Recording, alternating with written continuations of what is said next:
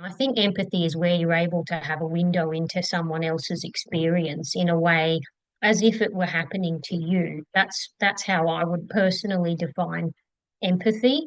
And with my comic strips, I aim to sort of provide that little window so that people can see exactly what it's like, brief snapshots of a constellation of experiences. So people aren't just sort of going, oh yeah, um, homicide rates are climbing, 70% of police answer domestic violence calls. It's a statistic. It's not meaningful. Empathy is meaningful. So I think it's the key. Hi, everyone. Welcome back to the Women's Voices Now channel. Today, we have a truly inspiring guest with us, Australian comic book artist and activist Sara Yan. Sara has been breaking ground with her powerful storytelling, blending art and activism in a way that resonates with so many people around the world.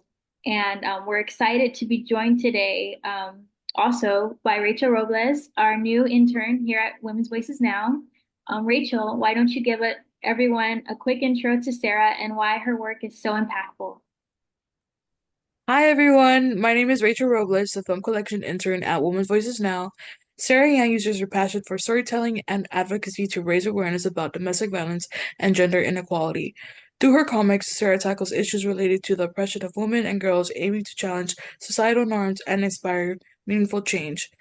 Her work focuses on breaking the silence surrounding domestic violence, offering a fresh perspective through educational, engaging, and emotionally impactful narratives.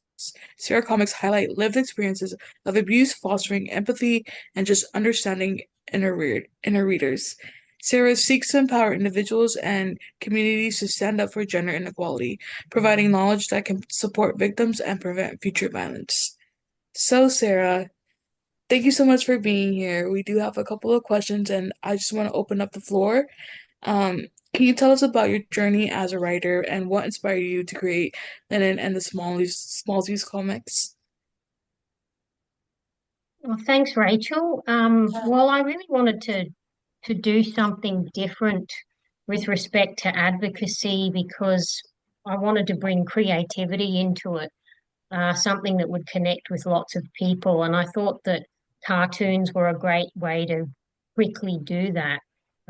So I grew up in a violent home and have had violent relationships with men. So it's really just something I felt a lifelong sort of passion for when I was, in a good place to start doing that.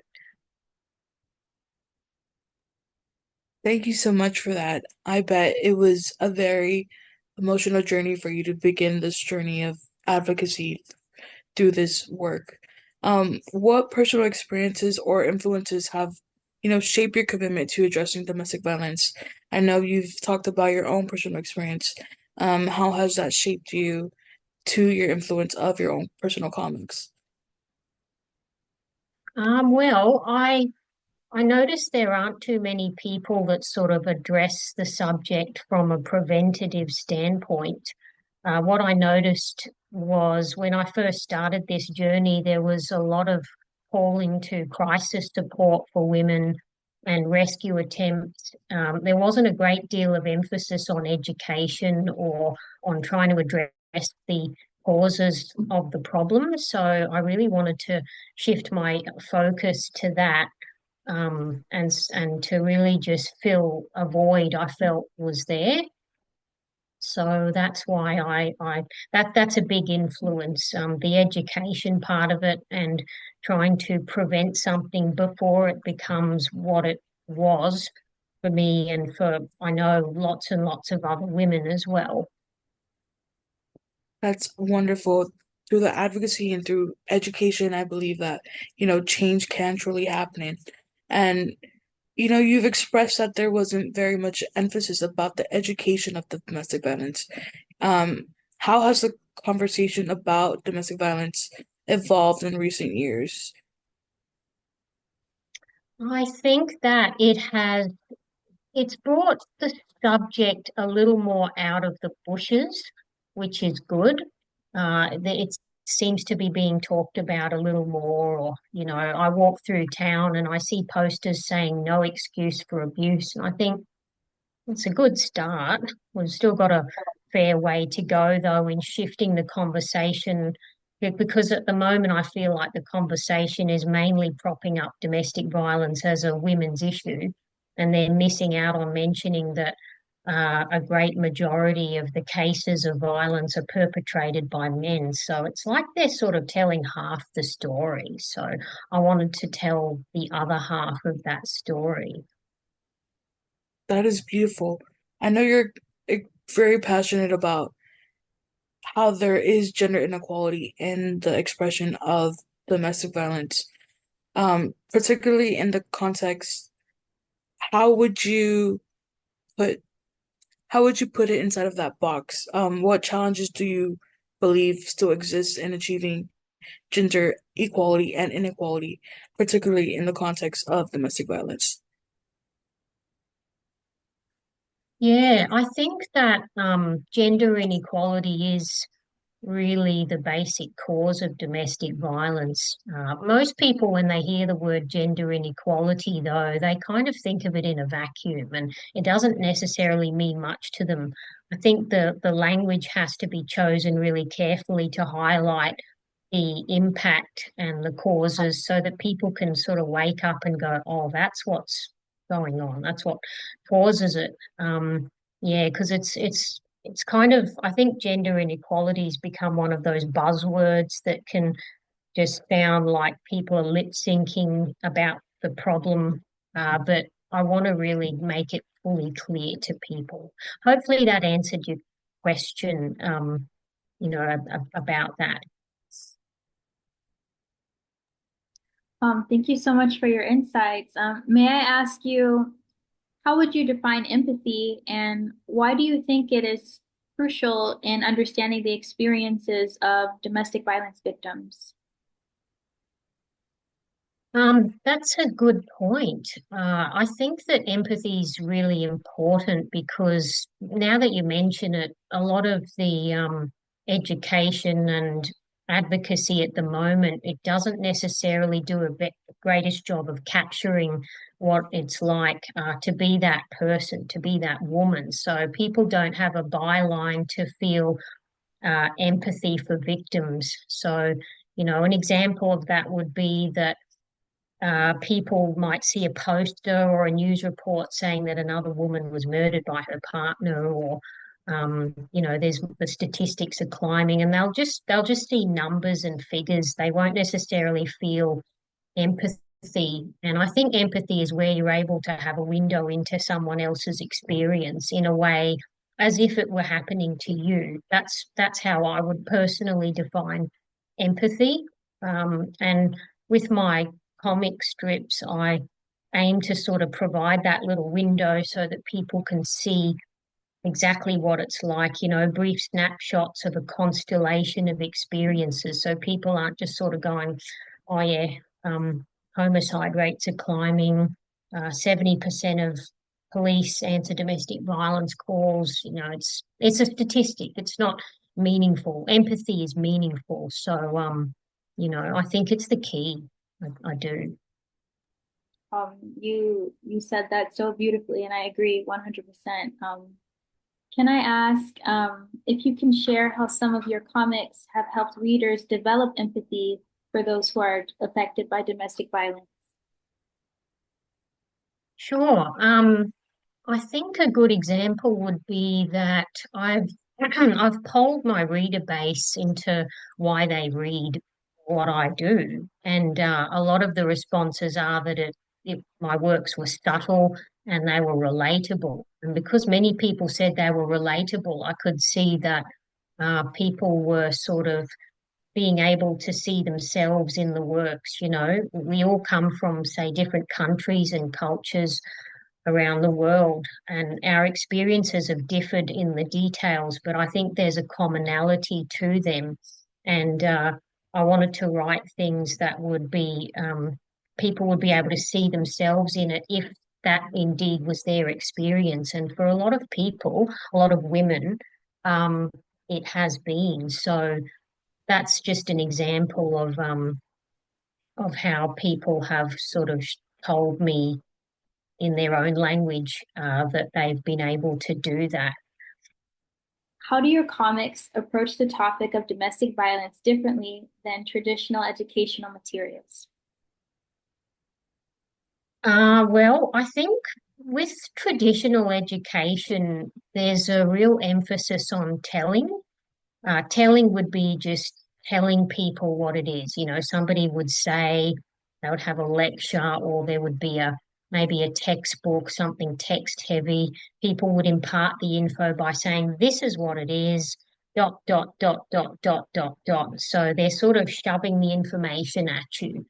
Uh, the difference with my materials is that rather than telling people, you know, providing lists and facts and dates and, you know, dry data, I try to make it really juicy and really interesting, so that people can sort of engage in the experience.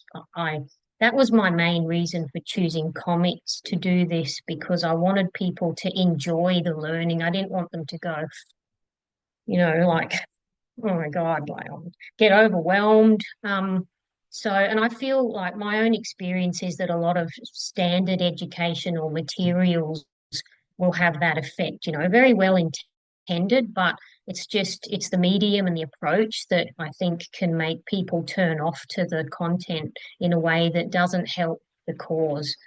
So that would be like one of the main ways that they differ from standard educational materials. I think another way would be that standard educational materials would sort of require people to passively absorb information, but with my comic strips, they're there to encourage discussion and analysis and questioning. And I think it's in those discussions people have the chance to sort of think through things. It's collaborative rather than just a single teacher preaching a topic to a passive audience. So I hope that gives you a bit of an idea on the points of difference. Yes, definitely. And I quite enjoy your work, and I know we've discussed about how your work has impacted me in my own way of viewing things, and it's given me insights on some of my past relationships. So I want to thank you for that. My next question would be, what key messages do you hope to convey through Lennan and Smallsy Comics regarding domestic violence awareness? Wow. I think if I boil it into simple terms, the key messages I'd like people to come away with is that the foundation of violence, it's based on cultural and social beliefs that are harmful, that ultimately lead to violence, opinions and attitudes that sort of build up reasons to be violent against women. So I think that belief is very powerful and it can govern all of our choices. And the reasons that it exists, I think there's just so much belief in the right to control women, in the stereotypes about women. You know, these are things people think, and thinking can be contagious. So um, I'd like people to come away with knowing that, you know, what you believe can have big impacts, big rippling impacts, and it can be as simple as changing your beliefs. Not necessarily easy, but definitely a simple matter of changing your beliefs, which can change your choices. And changing choices is what we want men to do, which brings me to my other point, which is that it's about taking responsibility, you know, responsibility over your beliefs and those that lead to the choices you make. So I think a lot of people that read my work can get the sense that, you know, this is the way it is, but it doesn't have to be. It's not set in stone. You know, there is choice. We all have a choice to make. And hopefully, you know, we want people to make the right choice. And I want to give people that notion of freedom, because it's very empowering to say, well, here you have a choice, and you know, go and make that choice. It's very, very simple. That was incredibly encouraging. And I really appreciate your message of letting people know that they do have a choice, that it doesn't always have to be that way. Um, In what ways do you believe storytelling can contribute to changing societal attitudes towards domestic violence? I think storytelling has a really powerful effect on shaping people's attitudes to domestic violence. I think it always has. I think from when we're young, whatever we're exposed to on TV, whatever we read, we're sponges. We soak up the culture of our time, and a lot of what we consume is a story. We talk to each other, we tell each other stories. How was your day? This is what happened to me. We put the TV on, we get news stories. We go to our favorite shows. That's another fictionalized entertainment story. So I think stories absolutely will uh, educate us, whether we know it or not, and whether we like it or not, it will happen to us. So I think if we can just start telling some of the right stories, we can begin to put the right content into people. And I think storytelling is super powerful, which is why I chose the fictional narrative. The comic has a fictional narrative for all the characters, it's all creative fiction. And I knew that that would be more powerful because people get invested in stories, in what happens to characters. And I think if they can, going back to your earlier question, use the empathy they get from relating to some characters, it can change people's lives. I know it's changed my own life with certain series and stories and shows that I've been invested in, and I know culturally it can have a global impact. So, yeah, I think they're super powerful. That was so beautifully well said. I completely agree that storytelling has the impact to change lives, and as well, you doing you doing this through, fictional characters and through comics specifically, it emphasizes that image of, creating a fun atmosphere, but also educating all at the same time. I kind of want to segue this conversation to talk about your upcoming new comic, the Live, Learn, Change Comics, Volume 1, I believe. It explores the journey of three men undertaking a behavior change program and addressing their abusive actions. How do you see the series contributing to the conversations around domestic violence, particularly in terms of accountability and the process of behavior change? Yeah, thanks, Rachel. I think the reason I started Live, Learn, Change comics was specifically so that I could dig into that side of things, into the putting the focus on perpetrators, on accountability and behavior change for men. So I wanted to dig into that even more deeply by starting a new series, and that's my new series, is Live, Learn, Change comics. And I'm really excited because I do believe if we can sort of tell the story properly, we can very clearly highlight the role of men and the importance of them taking accountability in a way that could be, I'm sure, very challenging for certain groups of men to swallow, but also very exciting for others because they'll be able to sort of have something they can aspire to. They can either aspire to be just like somebody that's a role model, or they can see someone that's sort of a train wreck character and go, "There's no way I want to end up like him." So it could be very powerful in that sense, just sort of pruning and cultivating the ideal man of tomorrow, because that was my idea in this. And I know it sounds a bit far-fetched initially, but I think that if we can give men something to aspire to, then we have a chance at, building supporters for women that are going to really help. And a lot of that help needs to come from men because so far women have just been pulling themselves up by their own bootstraps by and large. So I really did want some accountability in their corner, which is why I started the series. And it is such a rich topic that I thought it should have its own series, separate from my first one, Lennan Smallsy Comics. So I'm very excited about what that could do potentially. So it's one of my newer series that I'm just going to be bringing out a book on that as well in the next 12 months or so. So yeah, I'm excited about that. That is so exciting. I am definitely awaiting that series. And, just to learn more about the advocacy and, the initiative on that perspective of the man side of the story within domestic violence. I know that you've expressed that, that story hasn't been told. So it's going to be interesting to learn and to see that through this specific comic. Um, this being Domestic Violence Month, as we're approaching nearing the end, what actions would you like your readers to take after engaging with your comics during Domestic Violence Awareness Month? I think I'd like readers to sort of pause when they've read my work.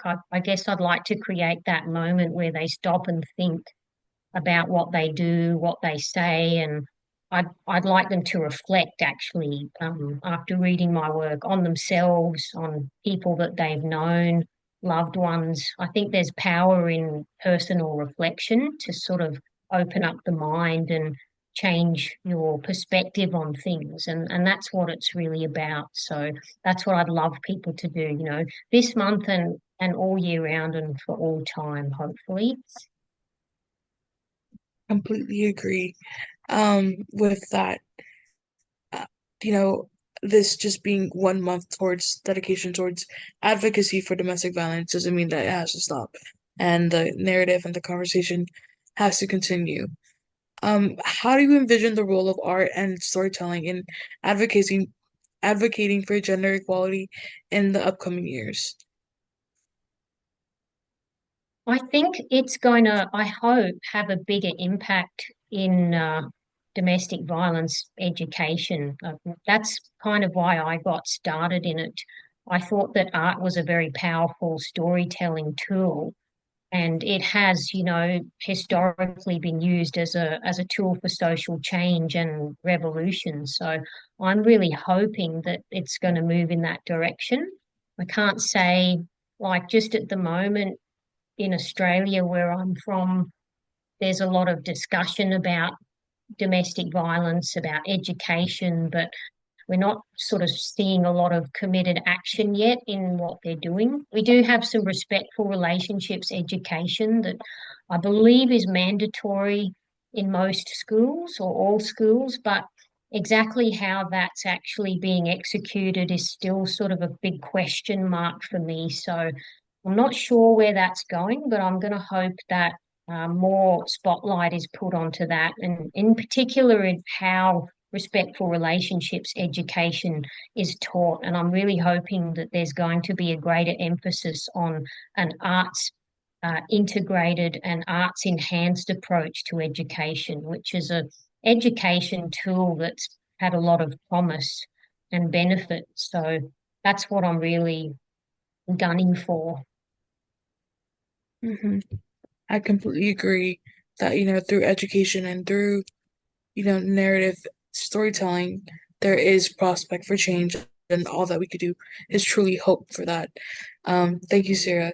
I have one last question for you. What future projects or initiatives are you currently working on in the relation of domestic violence awareness and just advocacy in general? Yeah. Well, so far I've got Lennan and Smallsy Comics Volume 1. That's my comic book for Lennon and Smallsy, and there'll be, subsequent volumes in the future. And I'm working on publishing Live, Learn, Change Comics Volume 1 as well. So that will also be a series that sees successive editions of comics. So there'll be books. I'm also putting together lesson plans, adapting my materials into lesson plans so that they can be implemented into schools and organizations that work with young people, because it's had such a great response so far to young people in particular. They like the drawings and the pictures and how quick it is to just read it.